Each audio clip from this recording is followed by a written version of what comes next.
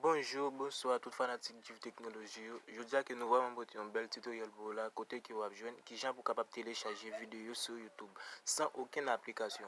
Mais avant tout, nous avons justement pour une petite pause pour capable suivre et pendant la pause là pour capable suivre qui gens qui pour capable abonner. Bon, ou même qui pour abonner, je préfère que pour le faire ça là parce que nous gagnons pile bel tutoriel que nous pas liker. Moi pas t'avoir pour rater aucune autre vidéo. Là justement pour une petite pause, n'a pas retourner après.